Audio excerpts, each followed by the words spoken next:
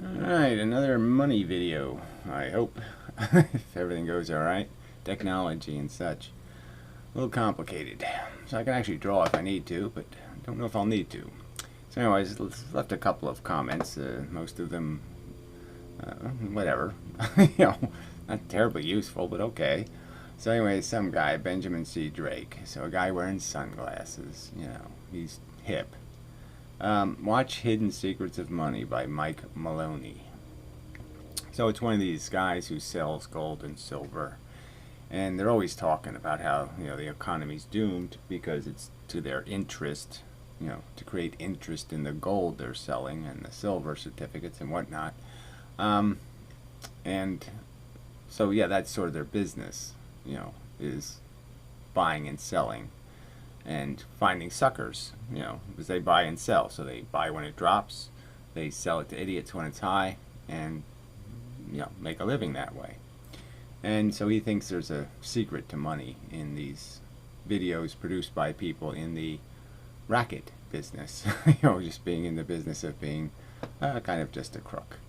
So I did watch one of the videos, completely mistitled. So it says, "This economic disaster will happen on Trump's watch." So, I predicted it would happen in Obama's watch just because, there's no way they can keep, screwing with the system in these disgusting ways and keep getting away with it. Logic says they just can't keep getting away with it. But they do keep getting away with it. So, I guess, well, before we'll do the video, if that's what you're actually seeing, yes, okay, so far so good. Let's jump to couple of Fed charts. Alright, so this one it was showing. This is the money in the reserve accounts. So I was talking about how there's $14 trillion of bonds outstanding, and how that's not really cash. It's borrowed money. We pay interest on it. The interest is onerous. I mean, $288 billion a year is a lot of money. So if we collect $3 trillion in revenue, let's say, that's whatever, 10% or more, just paying off all the debt, this old debt, interest on old debt. So stuff we bought 10 years ago, that maybe cost an aircraft or something, or what an aircraft carrier, you could say. Let's say it cost $2 billion. I'm just throwing a number out. Who knows what it cost? What we really paid for it, okay, is what we're paying now, the interest. So instead of when everybody thought it was a $2 billion aircraft carrier, no, it was really a $20 billion aircraft carrier, because we keep paying for not paying for it. And all of those not paying for it happened because we gave rich people tax cuts. So, I mean, that should be understood, is that tax cuts are expensive, and that if you don't cut spending somewhere and you cut taxes and you run deficits, then that's putting it on the credit card, and you should be able to figure out that that's not a great idea. So this is the sneaky stuff they came up with, when they had the big financial crisis, is this idea of, well, we don't have to borrow money. See, they couldn't sell their bonds because the interest rates were so low. They can't get any, they can't sell them unless they raise the interest rate. And they don't want to do that because that raises everybody else's rates and all the rates go up. So they try to avoid doing that, to sell their bonds. So they couldn't sell bonds. And so the idea was, well, let's find some other way to borrow money. And what they basically did was just told the banks, print it, in a sense. We'll give you the money to buy stuff. We'll give you the authority to buy stuff. And you just buy it with your bank check. And so, like I stated, the bank check just goes from one bank and it gets cashed by another bank. So that ends up in this reserve account. So this chart represents, if you add up all the banks' pluses and minuses, this is what their assets are. So it's up to almost $4.7 trillion, I guess the number is, 4.485. Okay. And it's leveled off because this is obviously a racket, and they just can't keep increasing this kind of debt. But people think this is the bank's money, and it really isn't. I mean, technically it's considered their accounts, right? So, but just think about it logically. If the banks thought this was their money, they would take it out. They wouldn't leave it in the bank getting almost no interest. I mean, the government pays them a little bit of interest, but they're getting almost no interest on this money. And so why would they leave it there if it was their money? Clearly, they know it's not their money. Clearly, it's just a promise to pay them back for the bank checks they issued. So the regulators are basically saying you can be insanely unfiscally responsible, in the sense that you can make a loan for trillions of dollars to us, the bank, the United States government, and we'll just pretend we don't have to obey any kind of collateral rules or any of that kind of stuff, because we'll just do this little game. We'll just put it in your account, and we'll just say, but you can't really spend it. You can't cash this money. All right, and we'll take it off. Like we won't, you know, prosecute you in court for being fiscally irresponsible by making an insane loan. You know, we'll just pretend it's all okay, and you'll pretend it's all okay. And what'll actually happen is the government will basically spend a bunch of money, you know, without having to print cash and without having to issue a bond. But it's the same exact thing. Well, it's the same thing as issuing a bond. It's not the same thing as printing cash, as I've stated before. So that's to understand in the context of this Mike Maloney guy, because these people all talk like the government has printed cash. So they just keep ignoring like an overt fact. So here's the chart. Let's see if you can see that properly. You can see it better than that. Yes, I'll try to fix the framing because that's not very good. Let's see. So if I can't really move it over, I can definitely move it up. Well, that'll have to do. But you can sort of see there's a trend line. It's gone up. I mean, it's trending at a higher rate than it did, you know, 30 years ago. But it's not insane, the rate. And I stated in the last video, just doing an approximation thing, that it was 1.8, and it's really 1.6 trillion dollars. And that's all. So that's all the cash in circulation. That's all the money the government has printed. So people can keep saying they're printing money. Borrowing money isn't printing money. And it's just a lie to say the two things are exactly the same. Now, you might want to imply that once your debt gets so big that you can't pay it back, then in a sense, it's not even like it's still not printing money, because the obligation can just be ignored. So the simple truth is that all the people holding this money, you know, I mean holding the cash money, that's regular people kind of money.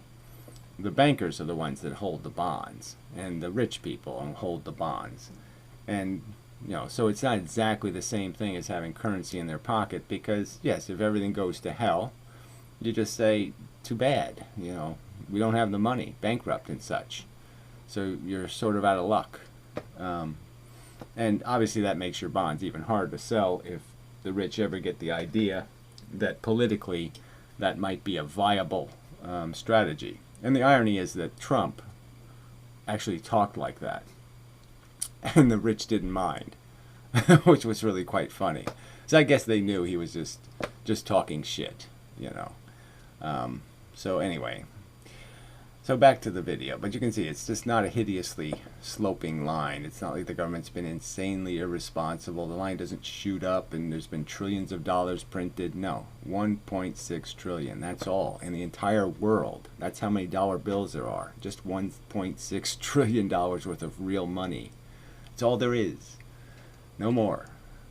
And the rest of it's credit card crap. And you know, that's sort of a different story about who pays that. So I figure I'll just play through some of this stuff. I don't know how else to do it. It's just all crap. And I'll just give you the context of what they're saying. So this is some guy he interviews later in the video, and it's just a short clip, so I might as well just play it. But he's basically saying 3 strikes. So, you know, 2008, 2011, whatever the years are, different things happen. 2000, you know, he's saying those are the first strikes, and then this will be strike 3, and this will be the big fall. And I would argue that, yeah, should be, but again, they've rescued this system so many times with these gimmicks the borrowing money from the Federal Reserve accounts. I mean, it's an insanely brilliant gimmick. It's an insanely, I mean, it's stupid, but it's so clever in the sense that it's a way of issuing debt without it being real debt, which is brilliant because you can actually buy your own debt, your old bonds. You buy them with the fake new money, and then you don't have to pay interest on your old bonds. I mean, it's insidiously clever, but it's not a long-term strategy. It's just a quick fix. So if they came up with quick fixes before, they might come up with some other gimmick to save the inevitable from happening. And it's game over. Okay, game over. We are entering a period of financial crisis that is the greatest the world has ever known. So it's kind of a bold statement. I mean, the world has ever known. There's been lots of really horrible things in the whole history of mankind, and so that's just a little bit excessive. And again, the only crisis is going to be is how we respond to the crisis. So these guys are basically trying to sell you on the idea that gold will save you. All right, that somehow if you buy gold, you'll have a hedge or your protection against the disaster. So I just want to make sure that people, I don't care what you do, but I'm just saying, just understand that when gold has this insanely high price, nobody could ever trust it because it's too easy to counterfeit. And so everybody who would buy or sell gold would have to pay to have it melted, essentially, and tested and find out how much of it's real gold. Because there's going to be huge incentives to create counterfeit when you have $2,000 an ounce prices. I mean, it's just too easy to make too much money by doping it. So no one's going to trust these coins or whatever they mint to. It'll just be, everybody's going to have to say, well, how do I know it's the real thing? And so it's going to be quite expensive. It's not like testing cocaine or something. I mean, it's a little easier. So yeah, I would almost argue if you want to hedge, buy cocaine. There's probably commodities that are really smart to buy. I mean, I've talked it before in the future, about how maybe Twinkies, some kind of highly processed, lots of fuel goes into it, lots of energy, and but it has a lot of value in a desperate economy looking for calories. It might be worth something. But it really just depends on what the government does. So let's say there's a crisis, and if the government says something like, well, we're going to make sure food production stays high, so right away we're not necessarily, they don't have to socialize it, but they have to just make sure that the farmers will pay for the government will pay for the fertilizer, pay for all the crap, and they'll give you some kind of stipend profit for your work, but we're going to make sure we produce food. And then, if you make sure people don't get kicked out of their houses, that's another protection. So it'll protect certain, it just depends on what the government does. It depends on what commodities will still have value and which ones will go to completely nothing. But the things you don't want you hold on to are stocks and bonds and all that crap, because they're the ones in bankruptcy that will be worth nothing.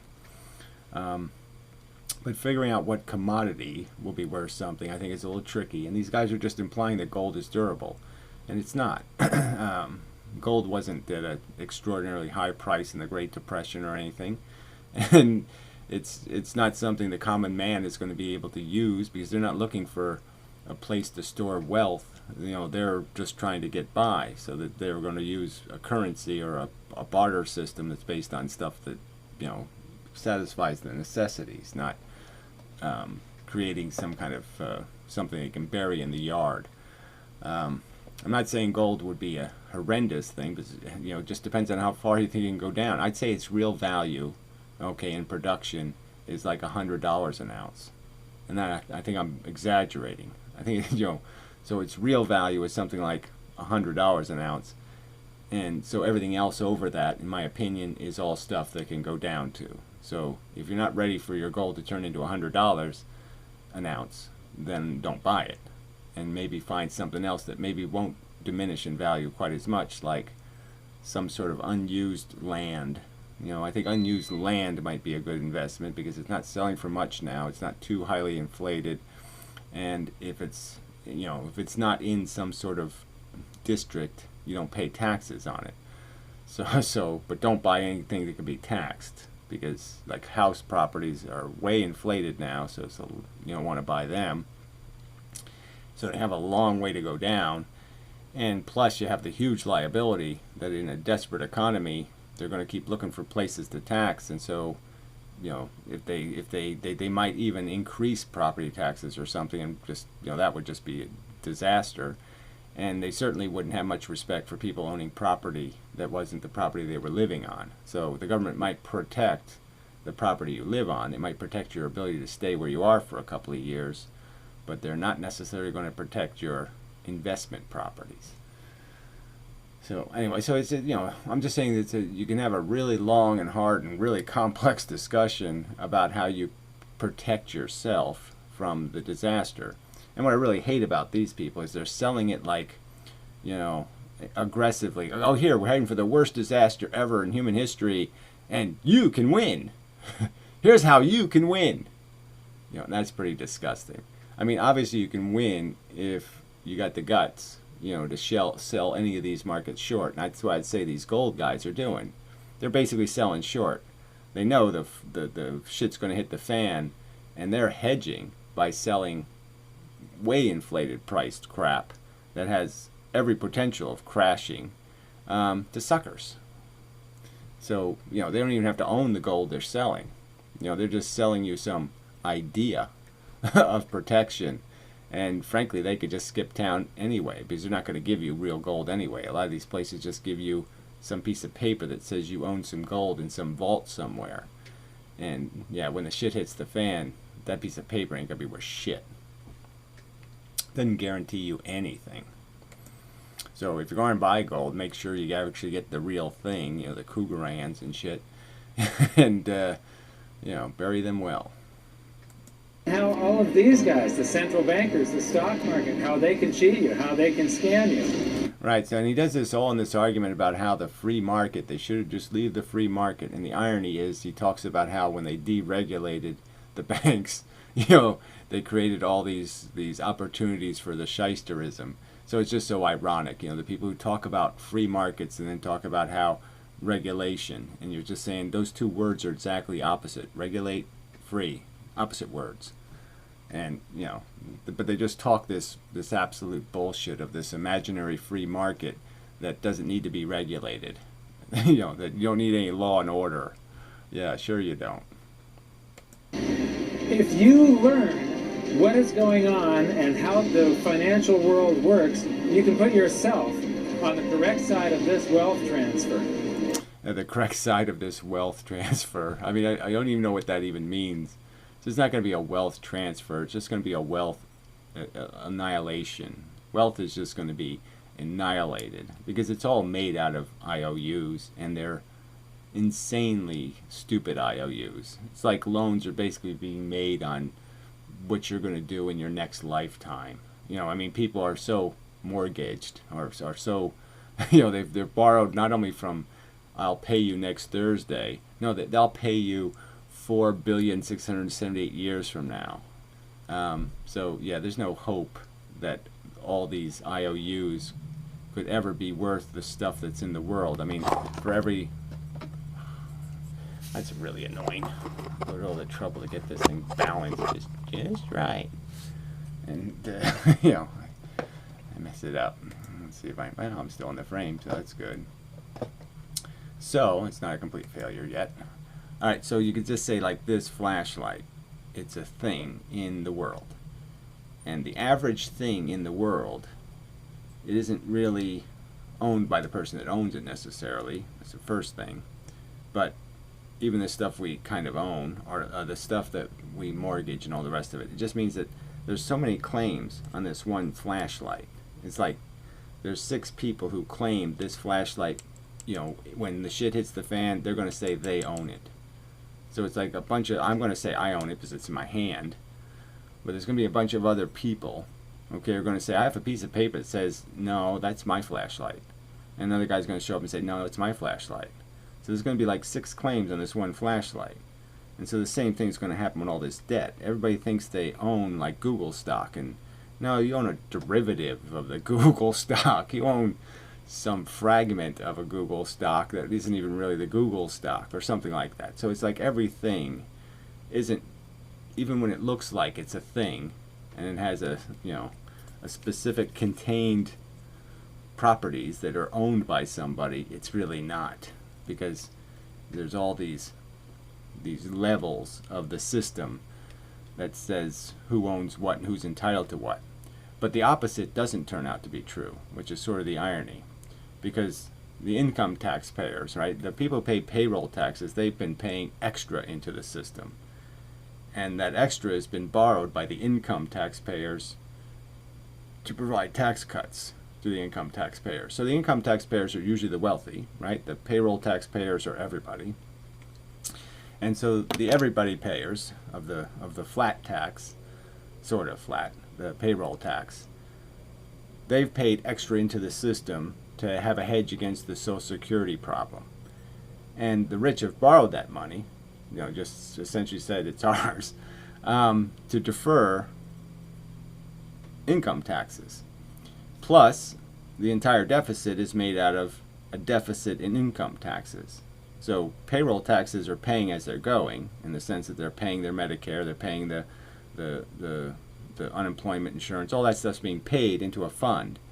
And all that fund money is just being converted into tax breaks for the rich on their income. So it's been a bunch of not paying your income taxes, essentially, for decades, is why we have a deficit. And the arrogance of these rich people is going to be, is they're going to show up with their bonds and their wealth tickets, their IOUs, and say, give me cash, okay, for what is essentially money they shouldn't own in the first place, because it's made out of the money they borrowed from somebody else and they've been, you know, benefiting from. So not only have they not been paying their taxes, they're claiming to own the debt created by them not paying their taxes. So, you know, I've said that in the past in better words, but close enough for now. All right, we'll jump ahead a little here. In the bonus feature, I talked with Harry about some of our differences, and he... So he has a bonus feature, you know, probably a paid thing of some kind. Just, you know, just running a racket, just another, whatever his stupid name was, the stupid loudmouth Jones guy or something. Believes that it's going to be a long, drawn-out deflation. I believe it's going to be a very short-lived deflation. Well, the deflation obviously has been going on for decades, so I mean, a decade anyway, in the sense that the deflation in wages has been the only hedge against inflation. There's two ways that prices go up, right? I mean, well, not just two ways, but you can increase the volume of money, or you can increase the cost of some commodity like wage. So if wages go up, that's inflationary, obviously, because more money goes out that window and it can't go out some other window. So it becomes, the cash becomes weaker. Followed by potentially a hyperinflation. And yes, well, it's not even, so if you have this dip like he's drawing and it goes anywhere near substantial, but this idea that somehow prices are going to drop dramatically, I don't think that's going to happen, in the sense that the disaster is going to happen before that. The inflation is going to happen before that can even get off the ground, where you would be able to take advantage of the fact that real estate prices are dramatically dropping or something. Yeah, the inflation is probably going to start before you can really take advantage of that. So that you know, the weakness in your cash. So the point is, when he draws that line going up, if you can see that, indicating inflation. Inflation only happens when they start printing cash. So understand the difference between buying a bond. A bond, they have to go out and seduce somebody into giving them cash. You know, the government gets somebody to give them cash, okay, to buy the bond. Where if they just print the money, you know, the government, clearly it's just, there's no expenses, there's no interest to pay, and they're not collecting cash, they're making new cash, so they're diluting the cash. Again, it's once they start diluting the cash, it's, yes, that's inflation. So he's drawing this line as if, see, in the context of us having already have $20 trillion worth of debt, it's not the debt that creates inflation. It's the idea that the debt isn't payable that will create inflation, or the fact that you have to pay it because everybody loses confidence and they want cash for the bonds. So if everybody panics and wants cash for their bonds, that's when the government would have to print cash to pay off the bonds. But the real point is, if the government figures out ahead of time that this is the big one, that the whole economy is going to blow up, the responsible thing to do is to tell the bondholders, you're out of luck for 5 years. I mean, I can pay you a few $100 now, and I'll pay you a few $100 in 3 months. And I can pay you a few $100 in 5 months, but I'm not giving you, $1 billion today. To get the whole billion, you're going to have to wait a while, because we have a crisis and we're not giving the store away to you assholes. Simple enough. So it really just depends on whether the government's clever or stupid, what is going to be worth anything. So you're going to have to predict that. And that's the hard thing to predict.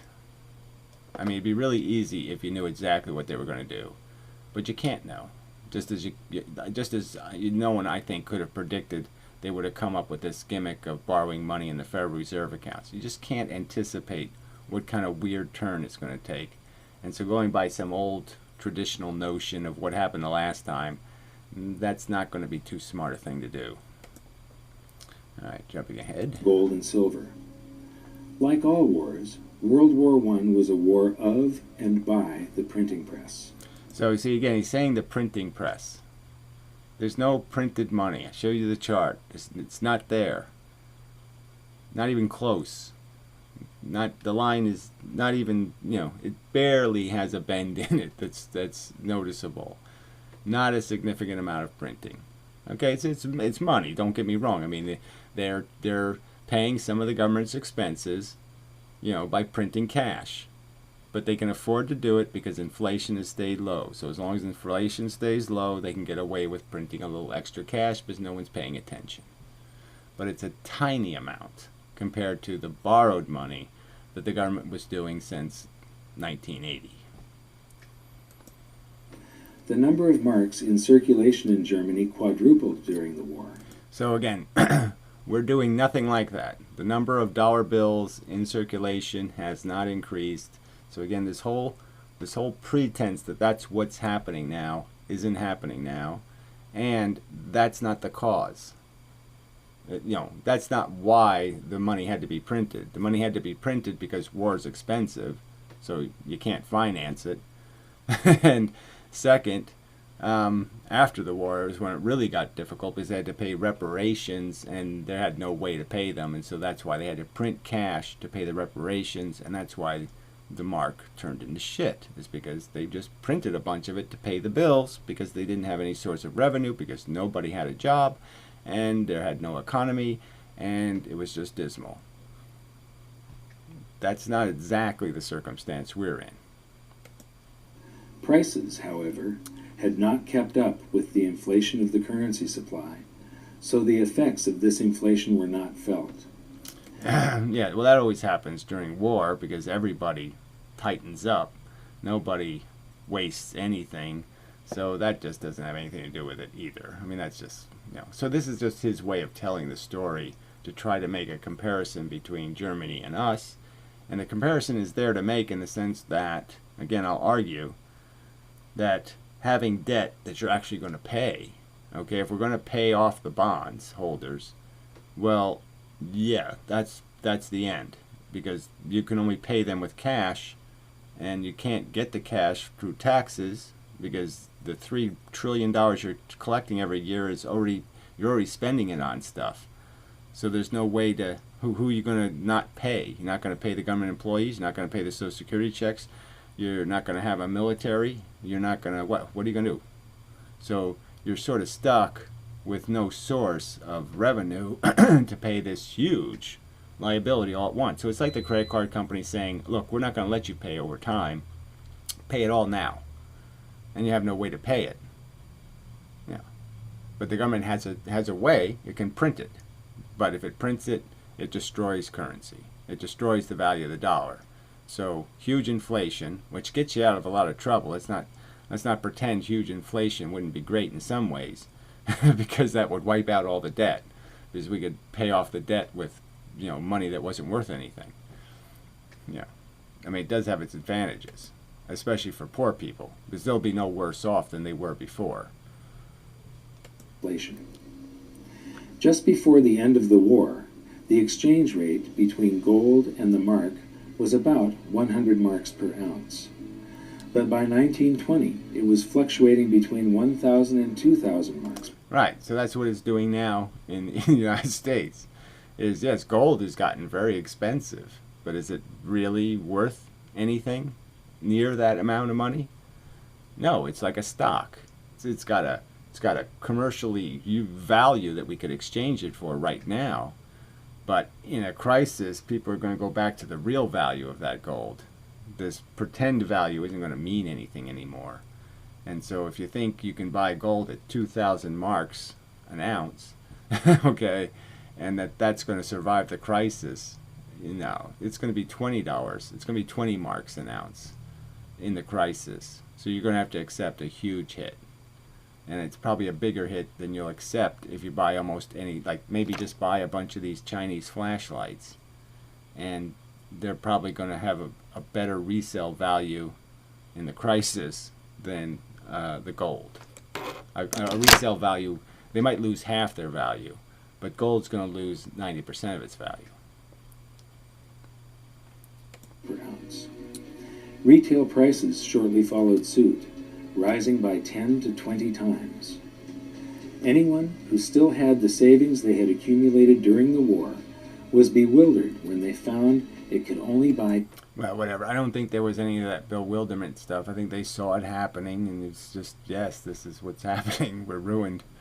And they tried to get rid of their cash desperately because they knew it wasn't going to be worth anything in a week. And so everybody just bought everything they could. And prices shot up even higher, and the money's value shot down even lower. But that's what happens when you print cash. So cash means the end of the economy. It just means you're starting over. So once the government starts printing cash, the economy game is over, everything's over, and you're basically going to say, let's start over. And the rational thing to say in that circumstance is, there's no more of this rich people shit. Okay, let's just start over for real. Okay, we're all people that have to account for our existence, and let's try to do the best we can and rebuild our productivity and all that mush. But there's no point in pretending we have to pay the kings back, because they're the ones that created the problem in the first place. The money whores, the money lenders, the usury people, that's all they are. They're the ones that fucked us in the first place. All right, jumping ahead. Names of countries and so on in most of these articles, it would all be pertinent today. You'd think that you were reading today's newspaper. But when it comes to this article on the German hyperinflation, it talks about these paper mills pumping out 45 billion marks per day. Right, now, we're not doing anything like that, so he just keeps implying that somehow we've done that, and we haven't done that yet. And so that'll be a government decision at some point, whether it's going to say, no, everybody's going to have to wait a while to get their money, or they say, yes, we're going to pay all this FDIC insured accounts and all this other crap, because they can't do it. And they either admit they can't, and if they try to keep the rich rich, then game over. Then you're all poor. Alright, jump ahead a little. So he was basically just reading a paper from 1920 something or other. And yes, obviously some problems on Earth don't improve with time. About $3 worth of goods and services. So this whole velocity nonsense is another jive that this is a big capitalism thing. You know, where they talk about how many times a dollar bill moves through the economy, like how many times it's exchanged. And that has nothing to do with it's the real value. So they think that's GDP, you know, that somehow if money is moving through the economy and doing transactions, that all those transactions are somehow productive. But the point is most of those transactions in our economy aren't productive. Like the guy running the spam phone caller business and paying his employees to harass people and waste pieces of their life and you know distract them from the good work they might have been doing, ruining the cake they were making or something, So there's a whole bunch of work or labor in our economy that's completely unproductive. So velocity, when it's not making Hoover dams, or it's not building Empire State Buildings, or it's not doing anything terribly efficient or functional, velocity in a service economy isn't a good thing. Because that just means you have more people doing stupid, useless labor for stupid idiots, living preposterously expensive, high-maintenance lives. And so that kind of velocity is negative. So this is really bad theory. This would be like comparing to physics, where they have some mathematical formula, and it's really kind of a piece of shit. Because this idea that this velocity concept, it's just like the bent space factor or something, it's just a stupid concept. It doesn't have any fundamental justification as a way of measuring real productivity in an economy. Because the velocity, as I just pointed out, can be just painting toenails, not doing productive exchanges, doing very unproductive exchanges. All right, jumping ahead. This could be a healthy economy. It could See, more velocity talk. So we just wasted a bunch of talk doing this velocity thing. Like, this is important. The dollar bills keep switching hands, and it doesn't equate to the productivity. So in the old days it did. In the Industrial Revolution, that velocity was, you were paying the auto worker, and then he was paying the steel mill worker, and the steel mill worker was paying the farmer, and it was all productive work. That's not what our economy is made out of. So all these handouts are going out to people who are just doing make work, government employees, doing a lousy job of, breaking their computers. I mean, just, really stupid crap. These totally inefficient velocity. So velocity only means something in a country that's still industrialized and is still doing some kind of productive work, and we're not doing that anymore. We're just living on the crumbs from the rich. We're just servants to the rich. They own the Chinese as their field slaves, and we're just the house and worders. Okay, so that's how the game is being played. Yeah, we're close, and we're doing little. We're not breaking our backs, but that's all it is. The field slaves are in China. The house use 'em uppers are us. If you haven't gotten the message, the rich are evil, and especially the legacy rich. They're insanely evil. Donald the fuck Trump. Insanely evil people. And I don't know why I even have to explain that to you. People who pretend to be accomplished, riding on their daddy's accomplishment. I mean, you can't get more weaselly, can you? Ugh. And most economists are attracted to this big hyperinflation on the end. But one thing I discovered when I was writing my book is that there's almost always a So gold base currency wholesale price index 100. So let's see, which line is gold here?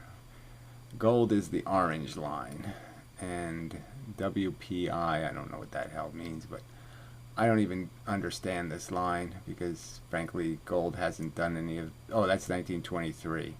Okay, so you can see the price of gold shot up, and then it likely at the bottom side shot down, but he's not showing us the after 23 numbers. Seems a convenient omission. I mean, wouldn't we want to know where the price of gold was after the crisis? If you're supposed to be able to survive the crisis by hedging in the gold market, wouldn't it be kind to show people that gold and see? So he's basically saying that gold tracked with the price of the inflation in the base currency, which was the mark. So again, this isn't a very good. It's not like this was the gold price in dollars or something. This is the gold price in marks. So it kept up with the inflation price. But so did a loaf of bread. If I put loaf of bread on this chart, it would have done the same exact thing as the gold. So you would have been just as good buying a whole bunch of flour, before the crisis, so it just doesn't, any commodity would have had the same, wow, look how high it went. Because it went high in dollars that weren't worth anything. So this chart is like useless. No, it's not like useless, it is useless. Hyperinflation. And we see one here where there's this rise of prices and quantity of currency, and then it levels off for a little while, and then rises again. So get this straight. I mean, he's talking about getting into war, fighting the war, coming out of war. I mean, these are all specialty circumstances. So to say there's some sort of trend here that we could look for when we're not exactly in the same circumstance at all, is kind of stupid. And this has to do with the psychology. This is the time where I said those people had been there before and experienced that. I'm going to zoom up on it. And so here you see the currency supply increasing. So they're doing monetary... See, the modern people, especially people who've lived through the 70s and stuff where there was inflation at 10%, really pretty high numbers. But your wages also increased, so it wasn't so bad. It ended up being about this, what's happening now in a lot of ways. I mean, obviously the deflation, the fact that wages have crashed by 50%, and people haven't really even noticed it. It was so subtle in terms of it, just every year a little bit was taken off, so to speak, and so people didn't even notice they're getting paid in real dollars half as much as they were in, 1970. That's a significant fact. But this whole psychology thing that people nowadays would ever have the perception that I'm going to hoard cash and that's going to protect me, I don't think there's too many people who would have that kind of psychology. But you could have that psychology, back in 1929, for example, because, well, first, cash was a lot of coins, and they felt like money, and there wasn't any experience, really, with the government printing extra money. So cash was semi-reliable for a pretty long time. But anyway, let's continue. Inflation, but prices stay level, and the price of gold actually dropped toward the end of the war. But as soon as the anxiety is lifted from the population... Okay, that has nothing to do with it. There's no anxiety lifting. They're printing cash. So this, this is just sort of nonsense. What ruined the price wasn't the people started pulling money out from under their mattresses and spending it because they felt better about the economy. No, they had to print cash to pay the bills. And they start feeling better. All of that currency comes out of hiding, and people start making transactions, and velocity picks up, and prices, and the price of gold especially, just rose dramatically, and then leveled off some 16 times higher than they were originally. Notice... Yes, and this chart is based on what? Comparison to what? How many U.S. dollars this mark bought, or how much the gold rose in U.S. dollars? So, well, whatever. Doesn't really matter. The point is this beforehand stuff isn't going to save you from the after stuff. So what you really want to know is what's going to be valuable after the crash. And clearly, if you want to make money on the crash, you do that by just selling anything short. That means you just pretend you own a bunch of stuff, tell somebody else, yeah, I'll sell it to you for that.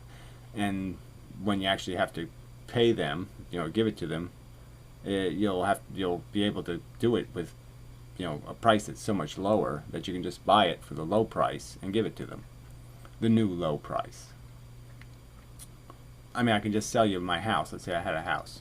I could sell you my house at this current, price, and we just have an agreement that I'm going to live in it for a couple of years, okay, and then you'll take possession in a couple of years, And you know, the truth is going to be that in a couple of years the house is worth, you know, 1/10 of what it was worth when the guy gave me the money.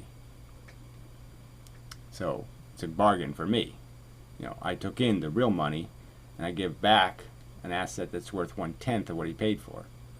For that, it's called money illusion, which is before the inflation really kicks in and either gets extreme or turns into hyperinflation. So this is some shyster lawyer who actually worked, you know, in the whole Fed bullshitty arena. You know, he was a lawyer in that whole bank scandaling crap. You know, and so we should be taking his advice. Oh yeah, I was there. I was a witness. You know, I was playing the game. There is this feel-good period where, you know, there's more money around and, you know, unemployment's dropping and people feel more. So again, see, they keep drawing this line like there's some currency supply. Like again, as if government money has been printed. That's an illusion. That hasn't happened. This line has not done this. There's debt. And whether or not we pay the debt, whether or not we admit a rational bankruptcy, which seems rational to do, frankly, it's not payable unless you want to put everybody in a gulag to actually earn the money, to actually pay the rich. I mean, they could do that, right? They could say all the bondholders show up, and if Trump's in charge, then he'll say, well, we got to pay them, but we can't print the cash. So all you people are going to have to get a second job at the gulag every night, okay? And you're going to have to earn the money, you know, making Chinamen or something, you know, robotic Chinamen. And so, you know, and then, you know, after a couple of years, you might make enough money in the gulag to be able to pay bondholders. I mean, yeah, I mean, if we have Trump as president, that might be the solution.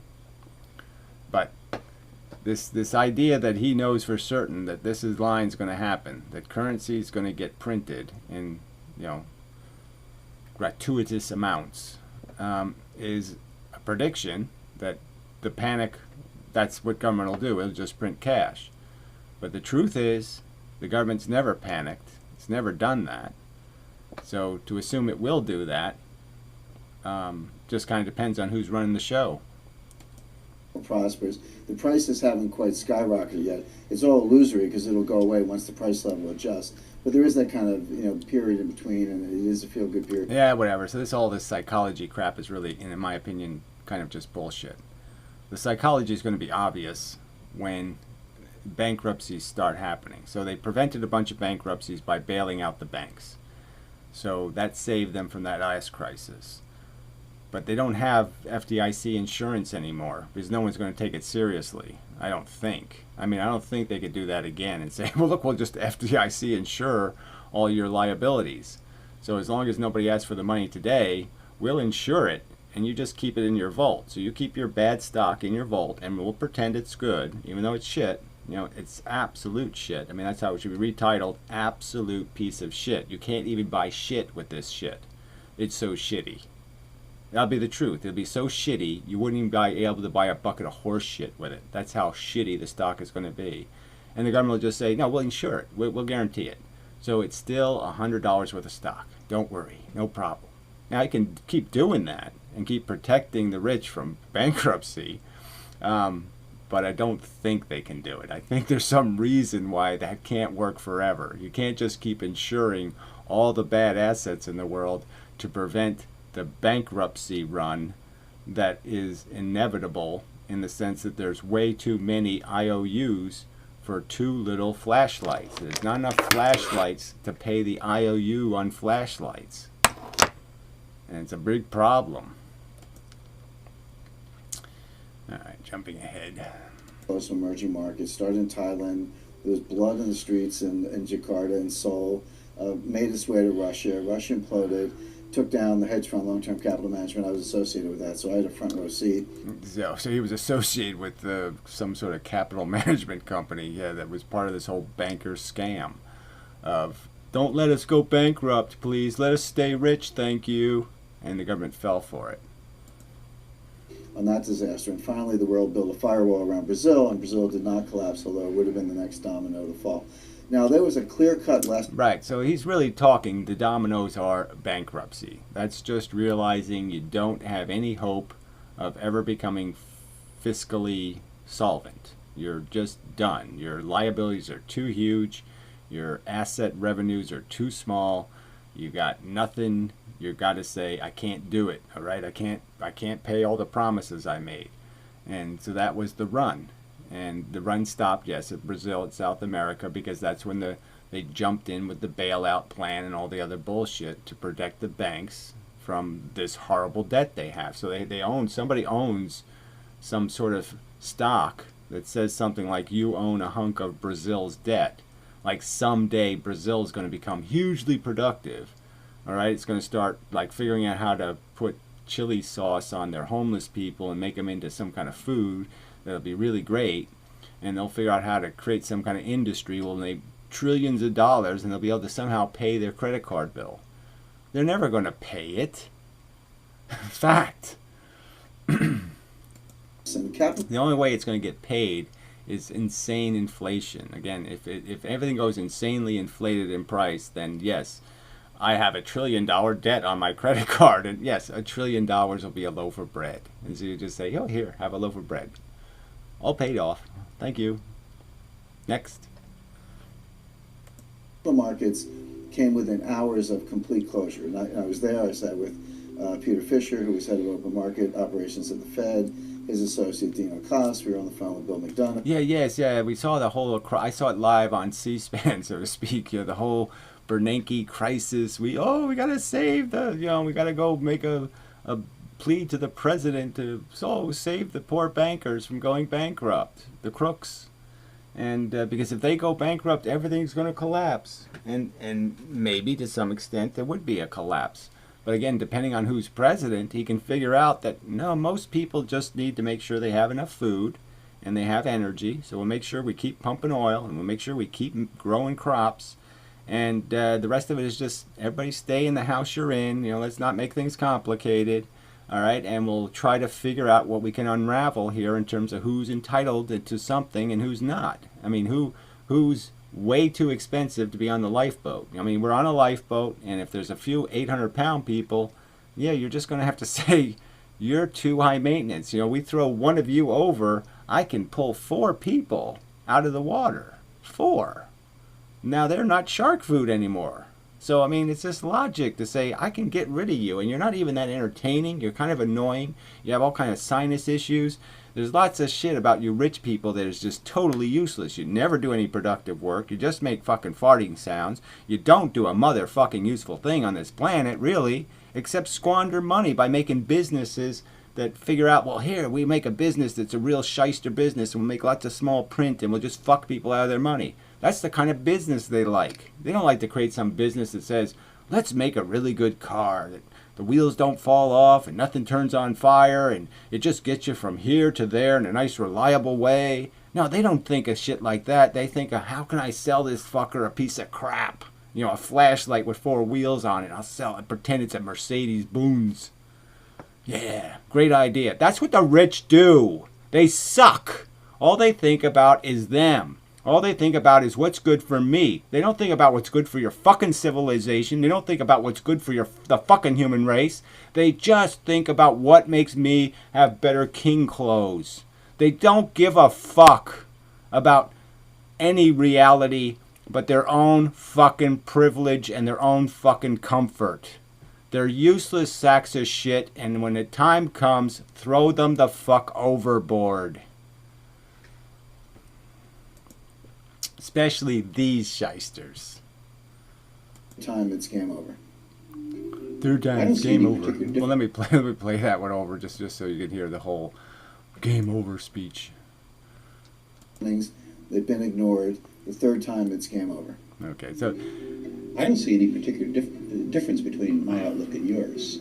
Certainly a situation where society owes more than it can pay. And we're... Yeah, so now you got it right. We owe. We didn't print. We owe. We didn't kill the currency. We owe. Yeah, and why do we owe? Because we gave tax the fuck cuts to the fucking rich and we didn't pay for them. We didn't come up with some way to pay for them. Shit. The debt is entirely on the extravagant budget of the rich. Nothing else. The debt exists because the rich wanted to invest in the stock market instead of investing in our human civilization. The rich hated America, didn't want to pay for America. They just wanted to buy more fucking stocks. Period. They don't love you. They love their corporate dividends. They don't give a fuck about you. Has to default, either honestly or dishonestly. Right, well, there's no honest way to default, I guess, except for declaring bankruptcy, which, okay, that sounds pretty honest. It's clearly we did stupid policies, created insane policies that are unsustainable. This idea that you can just borrow $1 trillion every year, well, no big deal, or 500 billion, whatever the average number is. No problem. No big fucking problem. No way to fix it once you drive that deep into the quicksand. You're never swimming to the surface. Is deflationary. Debt liquidation. Honestly, being just a yeah. default. We Yeah. are bankrupt. We can't pay you. Yeah. Dishonestly inflating the debt away. Right. So either you print the cash, or you honestly say you're going to have to wait 20 years, at least 10. Okay, we can't pay you now. You can only get paid in order. You're all in a line, and look, if you're desperate, you need a loaf of bread, we can give you a loaf of bread. All right, if you've got a hole in your roof, we might be able to fix that. All right, if there's real emergencies, you know what I mean? Your kid's sick, yeah, we can help you with that. But yeah, we're not going to let you take this money and go to Tiffany's anymore. That ain't happening anymore. Fuck that shit. Maybe in 20 years you can go back to Tiffany's, but you're not going there now. Okay, when we're in the middle of a crisis and a fucking lifeboat, for fuck's sake. So it's even worse than having fat 800-pound people. You have 800-pound people who are pulling crap out of the water, like golden chandeliers and shit. So they're not even obscenely useless and a ton of dead weight, but their whole plan is to pull a bunch of crap to make the boat sink even faster. They don't want to save the boat. They don't want to save you. They just want to collect crap. Let them collect shark's teeth. It's a good line. I like that. Exactly. Honestly would be to say to the bondholders, yeah, that's right, we say we're going to pay you back. And we say we're going to pay you back with interest. Well, too bad, so sad. Times are tough, we lied. Strong letter to follow, right? Yeah, well, it's not even that we lied. It's that you assholes, you fucking free market capitalist motherfuckers, sold everybody this silly idea that, well, we can cut revenues preposterously and we'll be even stronger. We'll have even a more productive society. No, it doesn't work that way. Say to guys like me, you're 60? Yep. I know you're supposed to get Social Security when you're 60. Yeah, so Social Security isn't the issue. So again, there's always this false jive about Social Security. Again, Social Security was financed in a fund years in advance. So they took taxes beforehand from people to actually put it in a trust fund. Okay, that is an interest accruing account. Okay, to pay for Social Security in the future. And all you have to do to fix this Social Security, even if it gets a little dicey, is you just shave a couple of years off the retirement, or you lower the check a little bit.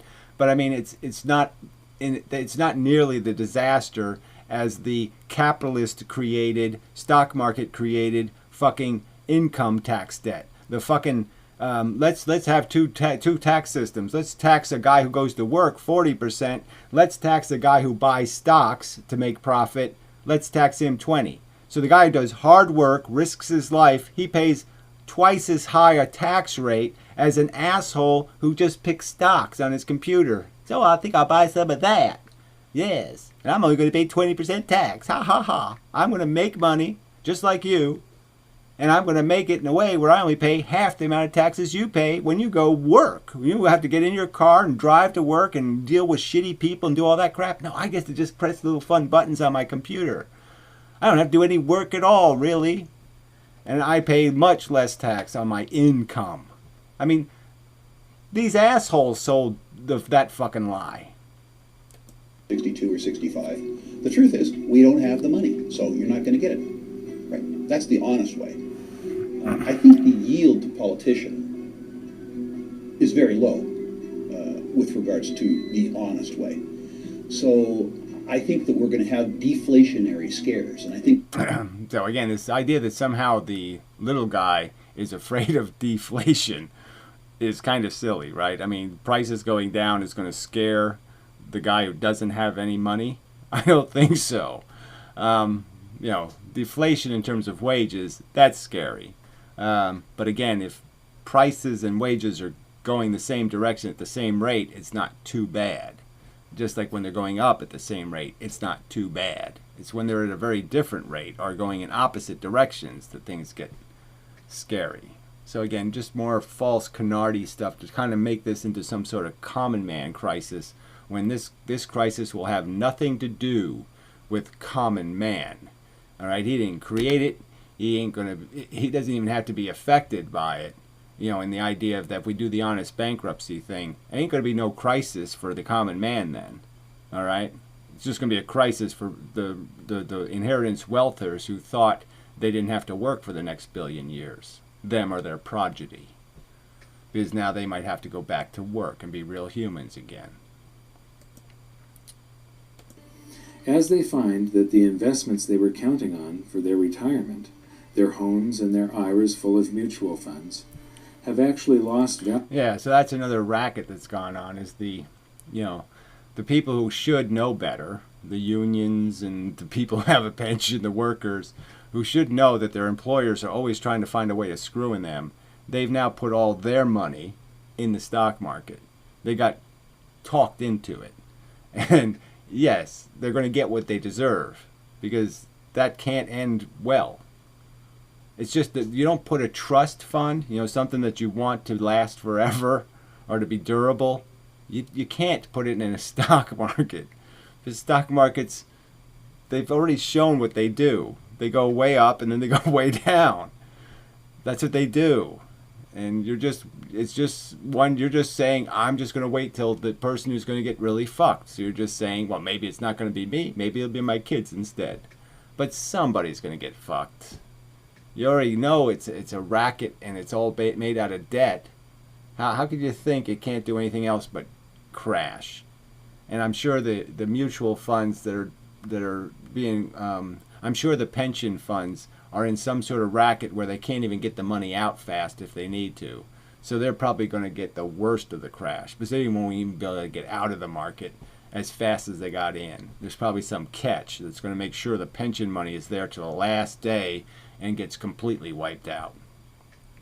So, I mean, playing with these crooks, huge mistake. Value, that the amount of stuff that they can buy from the proceeds if they sell their home is actually less than when they bought their home. And as they realize that their dream of a comfortable retirement was just that, a dream, all those boomers will get scared and pull in their horns.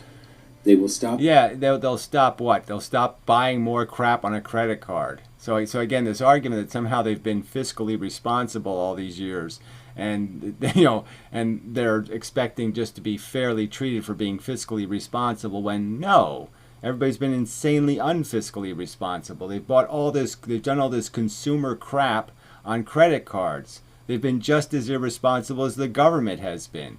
They've demonstrated no discipline that's realistic.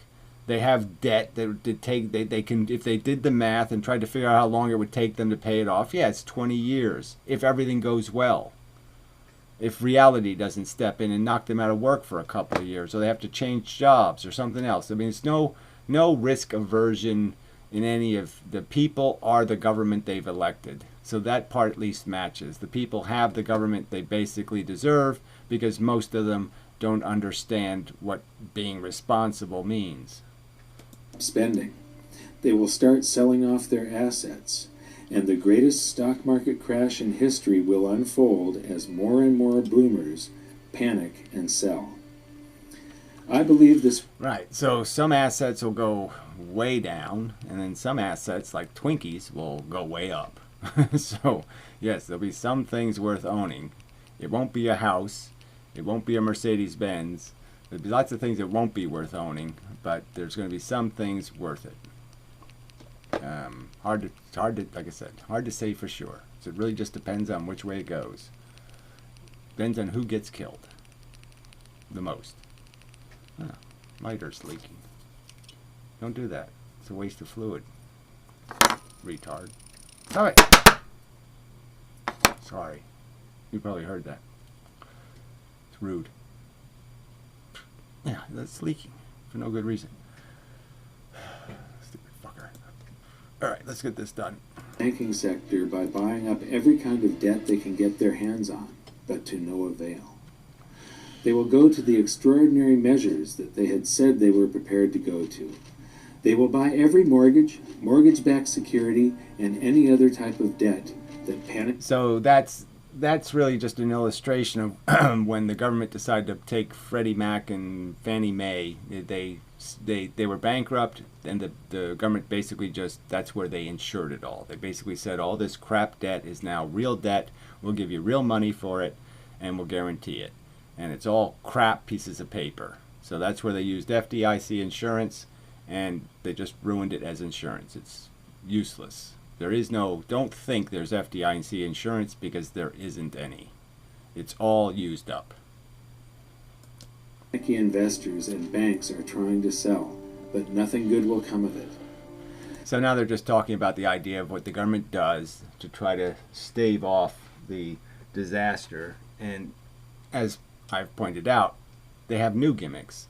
So these are new gimmicks. This, putting a bunch of fake money in the reserve accounts. It doesn't. Yes, it does some stimulating of the economy, because you're buying stuff from somebody who owns it, and the people who own it are getting what's kind of, it's not cash money, but they're getting functional money, so they buy something else. So it does a little bit of that accelerating of currency, but it doesn't do anything that's sustainable or real, because it's still debt. Okay, so I don't know how far to go with this, but they will start buying stocks to buoy the stock market, but retail sales will continue to plunge. Well, they don't buy stocks to buoy the stock market, so I don't know where he got that fact from. They buy bonds to buoy the stock market. So if you buy a bond from a bondholder, he's likely not to rebuy a bond. He's likely to say, man, I'll try stocks. He has cash, he's going to spend it. The place it's going to go is the stock market. And it doesn't really matter, because the stock market isn't stocks anyway. It's also bonds in funds. So it's like you have a stock that's full of bonds. So, but that's how they do it. Issuing bonds, what's the word I want to use? Buying bonds is how the government, it buys its own bonds with the money in the Federal Reserve. So I'm just saying that's the game there. But they don't buy stocks. They will try broad-based tax cuts, but it won't jumpstart the economy. Well, again, I don't think that one's going to happen, because first, we've already done it now with Trump, without even a crisis, huge tax cuts. So I don't think that's going to happen. Tax cuts ain't going to happen. So he's reading his own book from whatever 2000, and yeah, these are gimmicks that some of them we already know aren't going to work, and some I think we know aren't going to happen. Nobody's going to have the delusion that if things are going south, it's time to reduce revenues. At exactly the same time, there's a huge problem of having to pay off our debt. So nobody's going to be stupid enough to think, well, we have a whole bunch of people we have to try to pay off, at least partially. Let's do it exactly now. Let's cut taxes so we have less revenue to actually do that with. That ain't going to work. They will work with foreign central banks to buy each other's debt, but the global economy will continue to plummet. People will finally see through the veil. They will see what Dorothy, the Scarecrow, the Lion, and the Tin Man saw. Right, the little people pulling levers, but again, the levers are only being pulled by things that were done right in the open. So there's nothing about this Oz thing, like it's all this wizard guy and it's a big showy fire thing. No, the fire was always an illusion. The idea that it was all but made out of borrowed money and we have this huge deficit, that was all right in the open. So there was never any perfect wizard and flames and thing. It was always looked clunky. It always looked like a piece of shit. It always looked like something that can't work.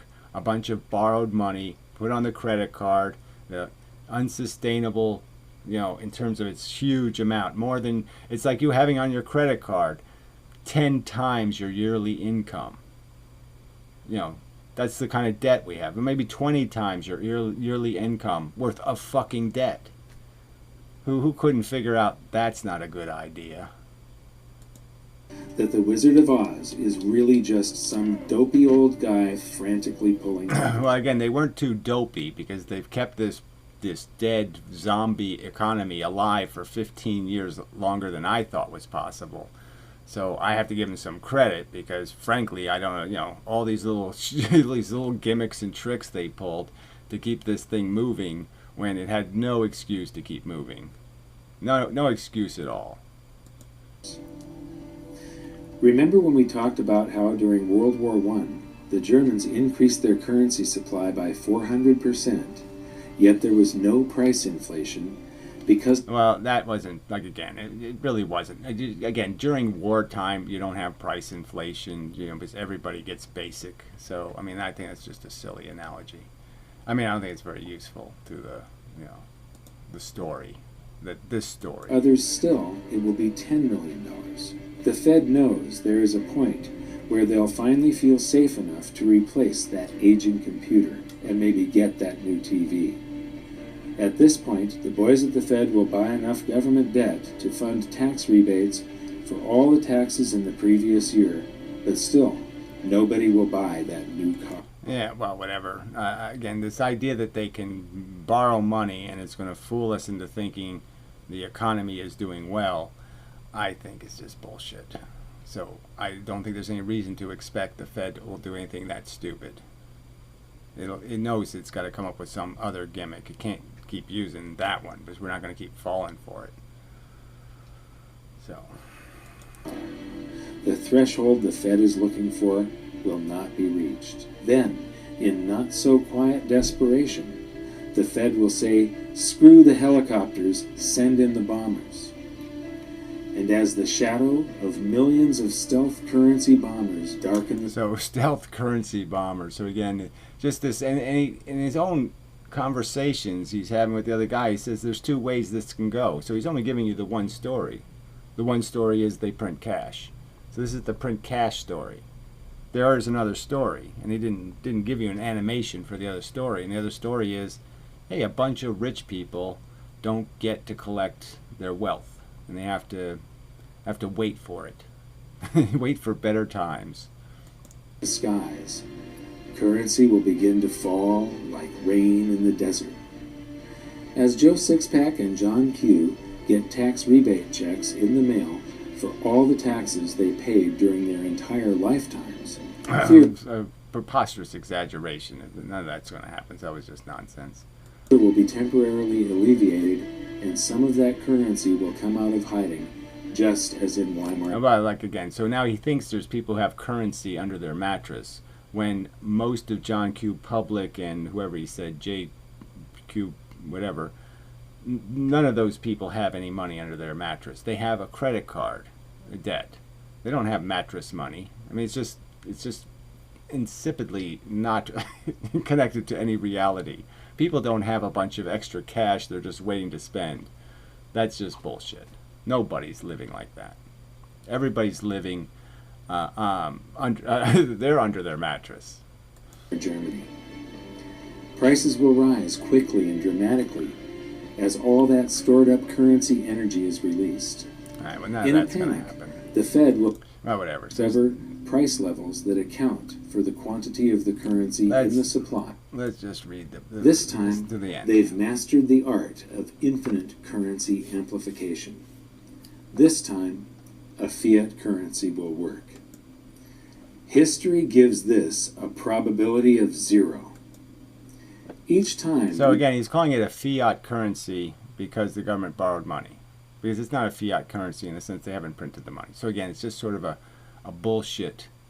It's not accurate. It's not the truth. It's misleading. It's just wrong to do this because it's not a fiat currency. It's a fiat banking system in the sense that, but in some of that is quite rational. You know, this is fiat, right? Somebody says, give me a loan for a house. They give me the deed, so the deed's a really good thing. I have the deed for a $500,000 house in the bank, and I give them the money, to buy it. Okay, but I own it.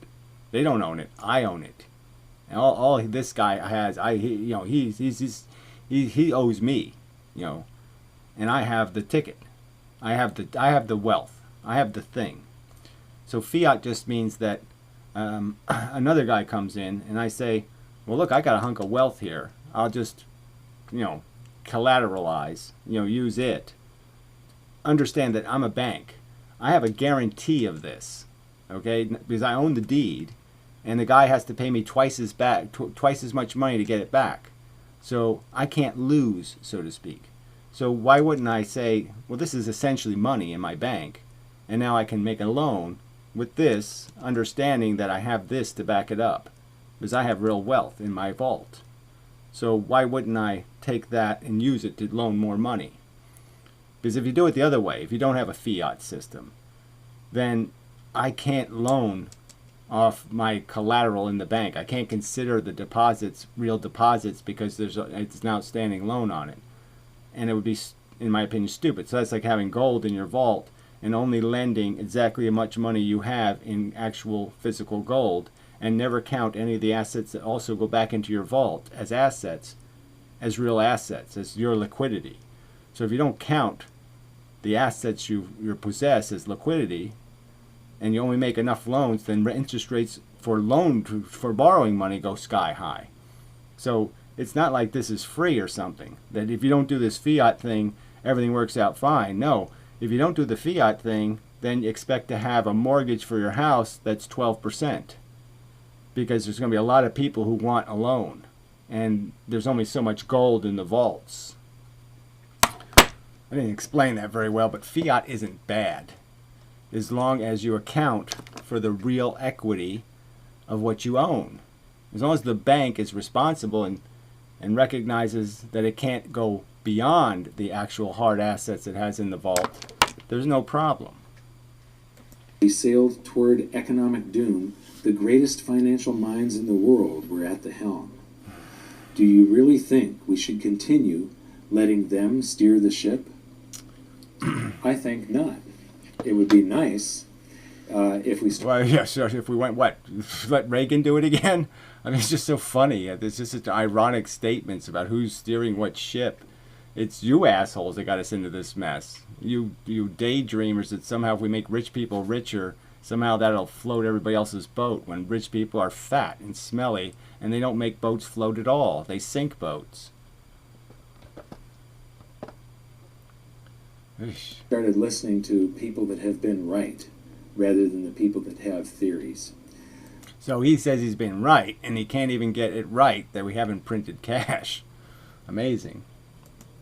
And it would be great if they would allow the free market to work. The free market. So like I said, we didn't play the clip where he talks about the deregulation being a critical element of creating the new cycle of destruction, that we are basically setting it up for the next failure because we did exactly what you don't want to do, which is give the bankers freedom.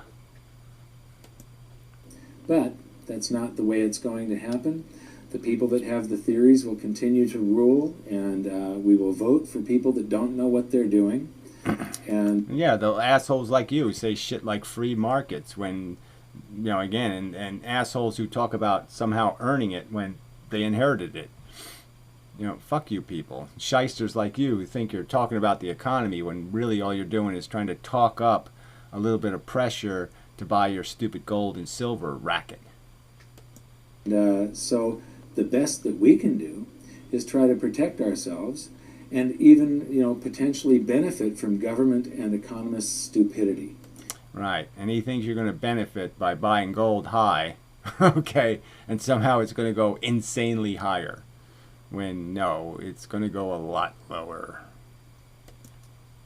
And so the way you do that is by learning as much as you can about what's happening. And learn about what's a real asset and what's a piece of shit. And just think about what stuff is really basic. And you can sort of figure out that, the basic stuff is being like a cereal company or something. Maybe you should go buy a cereal company.